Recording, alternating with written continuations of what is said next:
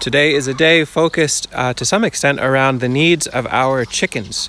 Juan just brought in a huge load of windfall grain from a local wonderful mill, and we're going to focus on getting that stored in the chicken yard, do a general update, and talk about some sprouting ideas, so stick around. This is from a friend of ours who runs a beautiful organic local flour mill, and it's some sort of really amazing barley. I'll look it up and put it in the notes.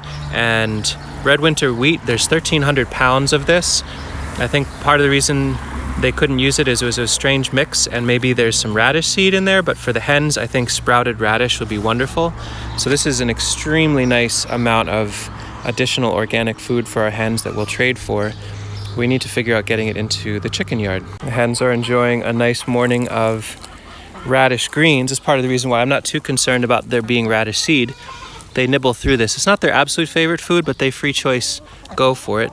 They certainly, if we had piles of watermelons every single day, they would not mind that. That's one of their favorites, especially when it's hot out. We've got our seed storing area back over here. I feel a little embarrassed showing it in this moment, but this is the before. It really needs to be organized. It's been super dry, so we have some seed that's just been laying around. We got to get that stored thoughtfully, safely, go through some of the containers of old seed and get that out and get that ready just to compost. We'll probably dump older seed in and amongst old wood chips and around plants so that they can sprout if they want to. The chickens can kick through it if they want to, and figure out what sort of space we actually have for this windfall of grain. Just figuring out consolidating grains, putting some sunflower in some containers and getting it all organized so it makes more sense. Maybe we'll even label them this time. I think we'll transfer some of this grain directly into the metal containers in a wheelbarrow, partially filled, and then this way we can bring them in there a little bit at a time.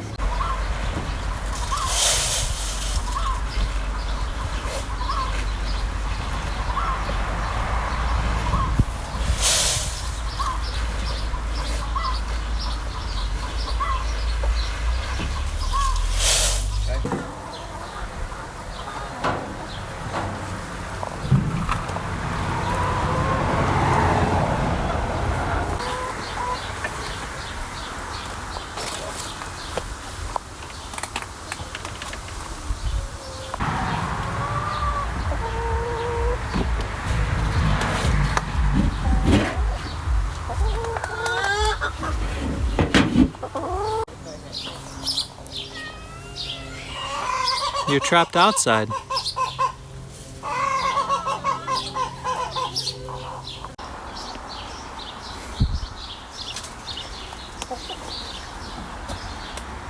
It seems like we have overflow from the metal containers, so we're going to store some in folding crates in our hay run area. Nice and deep in there, they should have no issues even if there's a lot of rain.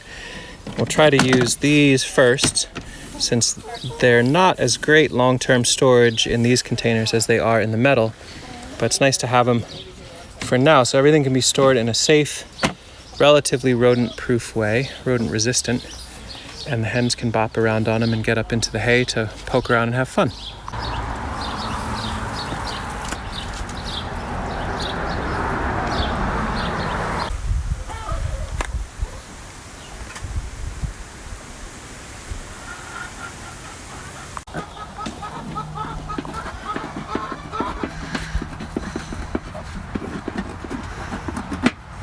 Not a huge difference from before, but an improvement for sure. Every one of the containers is now decoupled from the ground quite a bit. Excuse me, Mrs. Lady. And so there's airflow underneath. There shouldn't be any real issues of wetness wicking into the bottom. That ruined one or two containers. And we'll go through and retape all of these lids. We learned that you definitely have to have a good sturdy tape.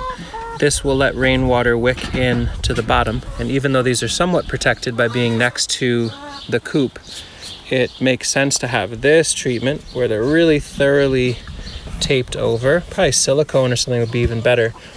But if we left, for example, this one, and we got an intense rain, all that rain you can imagine going right down through there, drips right down into the center of the grain and wicks down and starts rotting things because there's not airflow through here. So that's the one real Achilles heel with the metal containers. Other than that, these are extremely nice. In 8 years of using them, that's the only thing. Keep them solidly off the ground and repair this sort of deal when it shows up. But that's a lot of grain for our hens. It should last quite a while. Hello, little man. I thought we'd have more grain than this left over that didn't fit in containers, but this is what we've got left. And so this is an opportunity to fold this into the early stage of the compost system and have this transform magically into sprouts. This is a project for another day, is to go through this area and organize it better, but this is the beginning of our composting pipeline. And I think the far end there, which is where we drop raw food scraps, we could integrate a bunch of that grain a little bit further down into the warmth and moisture there. It's so dry that surface sowing these grains will not let them trigger into waking up. But if we fold them in a bit, then the hens will get some really nice sprouts in about a week or so.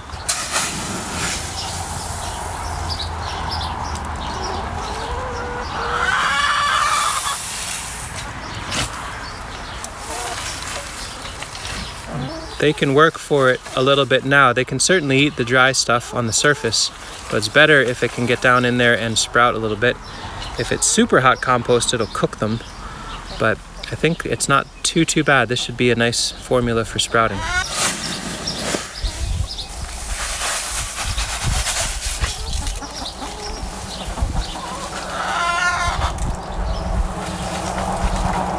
If we get absolutely no rain, it's possible there won't be enough moisture for these to sprout, but I suspect it's going to work nicely.